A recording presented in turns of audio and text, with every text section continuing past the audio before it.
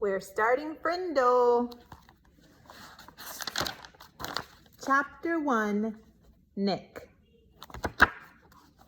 If you ask the kids and the teachers at Lincoln Elementary School to make 3 lists, all the really bad kids, all the really smart kids, and all the really good kids, Nick Allen would not be on any of them. Nick deserved a list all his own, and everyone knew it. Was Nick a troublemaker? Hard to say. One thing's for sure, Nick Allen had plenty of ideas, and he knew what to do with them. One time in 3rd grade, Nick decided to turn Miss Deaver's room into a tropical island. What kid in New Hampshire isn't ready for a little summer in February? So first he got everyone to make small palm trees out of green and brown construction paper and taped them onto the corners of each desk. Miss Deaver had only been a teacher for about 6 months, and she was delighted. That's so cute!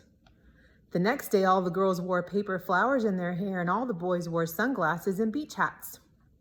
Miss Deaver clapped her hands and said, "It's so colorful." The day after that, Nick turned the classroom thermostat up to about 90 degrees with a little screwdriver he had brought from home.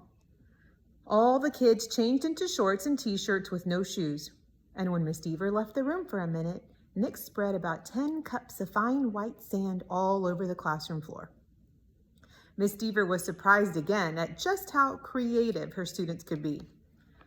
But the sand got tracked out into the hallway where Manny the custodian did not think it was creative at all, and he stomped right down to the office.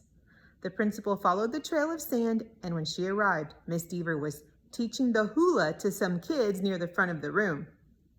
And a tall, thin, shirtless boy with chestnut hair was just spiking a Nerf volleyball over a net made from 6 t-shirts tied together. The 3rd grade trip to the South Seas ended suddenly. But that didn't stop Nick from trying to liven things up. Lincoln Elementary needed a good jolt once in a while, and Nick was just the guy to deliver it. About a year later, Nick made the great blackbird discovery. One night he learned on a TV show that red-winged blackbirds give this high-pitched chirp when a hawk or some other danger comes near. Because of the way sound travels, the hunter birds can't tell where the high-pitched chirp is coming from.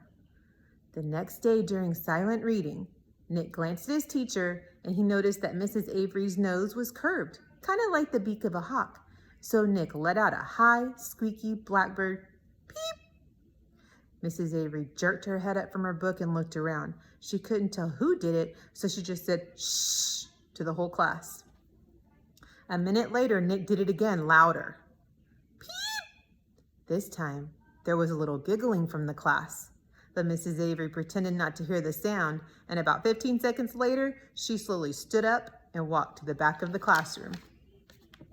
Without taking his eyes off his book and without moving at all, Nick put his heart and soul into the highest and most annoying chirp of all.